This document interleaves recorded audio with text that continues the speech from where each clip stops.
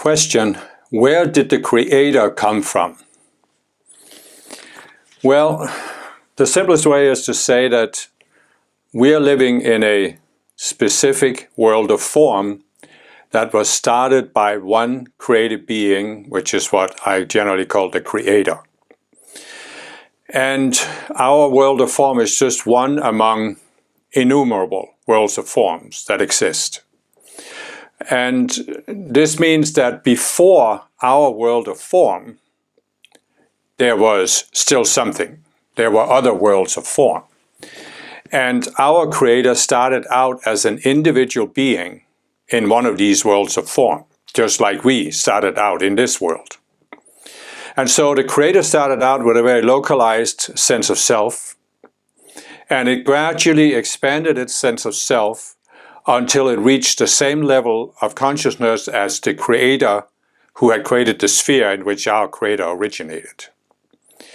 And once it had reached that level of consciousness, it probably, I don't know for sure, but it probably went into what the Ascended Masters call the allness.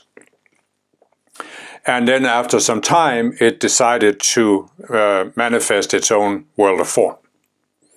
So in other words, as I've said before, our world of form is really an educational institution, and the ultimate purpose of it is to produce other creators. And that is simply how the world has progressed. And I know that this is, at least for me, it was a very challenging concept for my intellectual, analytical mind. Because you have, in a sense, a contradiction here. In a sense that you're saying, our world of form originated. It had a point of origin. There was a time when our world of form didn't exist. So our world had a beginning. And that's why the analytical mind, the logical mind will always say, okay, what was before our world of form? And so what I'm saying is, well, there was another world of form. Well, what was before that? And the analytical mind always wants to find some ultimate beginning. This is what started it all. And that is precisely why we cannot fathom some of these deeper mysteries or these higher questions with the analytical linear mind. Because the linear mind would always create this linear progression. It started, it ended, what was before? So what was before that? And it wants to extend it indefinitely. But if you sit down, close your eyes, and you think about, you just follow the intellectual mind, and you can see that when you think about what was before, and then you realize this could go on indefinitely, then the mind almost panics. I mean, I can still feel it, even though I've been dealing with these concepts for a very long time. I can still feel it. My linear mind wants to say, but there must have been some ultimate beginning. But the reality, which you can only grasp intuitively, spherically, is there was no beginning. There was always something. Our world of form had a beginning, yes, but never a beginning to the creative process. And, you know, the Ascended Masters have given us this concept that we are living in a world of form. And this means that a world starts out in a void. I have this video where I explained how the world was created. And I talk about the Creator set itself apart from the allness, created a boundary within the allness. And then it withdrew itself into a point in the sphere. So the rest of the sphere was a void. In other words, there was nothing there. There was no form. There was no allness. And then it created the first sphere, and it created sent self-aware extensions of itself in there to have the experience that we start with a limited sense of self and we grow from there. This is an experience you cannot have in the allness, because in the allness everything is connected. You see everything is connected. It's not, and this can be tricky to understand, but it's not that there isn't growth in the allness, but it's not a growth from this very localized sense of self towards a higher sense of self. It's a growth with full awareness of yourself. So it's just two different ways to grow, and it's you can say it's the alpha and omega, and there's always been those two polarities. They're not dualistic polarities, they're not opposites in any way. They're complementary, because there is a value to experiencing that you grow from this point-like sense of self towards the higher sense of self of the Creator. But that also is what creates growth in the allness. So again, the linear mind will say, well, what started it all? And the reality is, nothing started it. It was always there. And this ties into a question that both scientists and philosophers have been asking, why is there something rather than nothing? But that is again asked from the linear mind because you are assuming that there was a point where there was nothing. There wasn't something. And then it started, and they are asking, what started it? Why did the process of there being something start? But when you think about it, intuitively, you can literally have the experience. Oh, but there was always something. The fact that there is something now means there was always something. It never had a beginning. There was no answer to the why question of why suddenly what was nothing became something.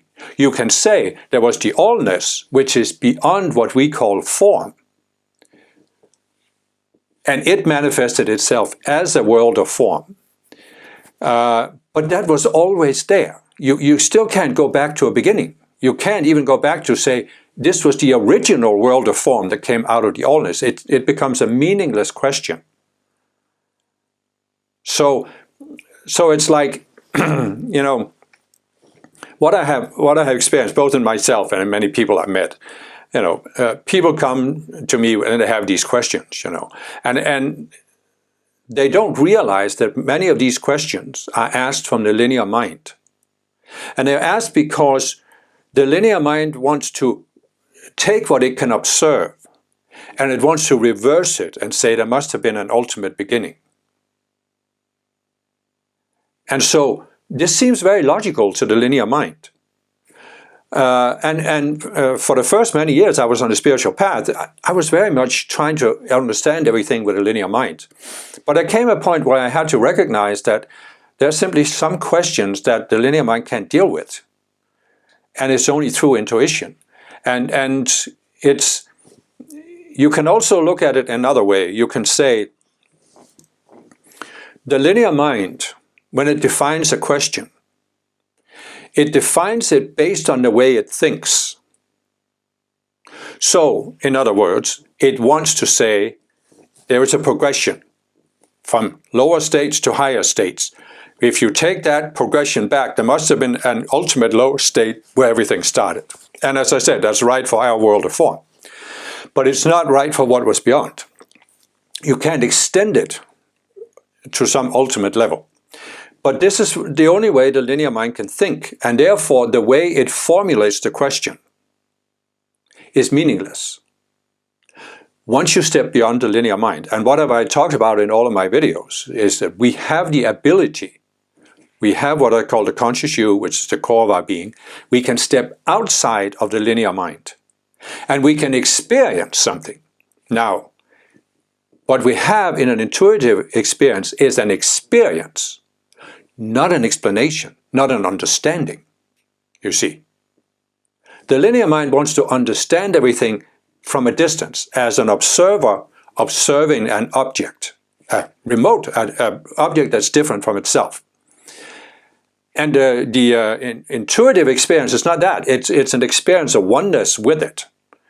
And when you experience, if you can, even when you experience an ascended master, the being of an ascended master, you experience something that's way beyond the linear mind, what the linear mind can grasp or fathom. I know I met many people, and I did it myself in the beginning, who want to take the linear mind and understand what ascended masters are. But when you really experience them, you realize that there's so much more. There's no way the linear mind can grasp it. And of course, that goes even more when you experience the Creator's being. I had this experience one time of literally stepping outside the world of form, seeing outside the world of form and experiencing there was a being there, but you couldn't put any form on it because it's totally beyond what the linear mind can grasp. And that, of course, goes even more for the allness, which I haven't experienced.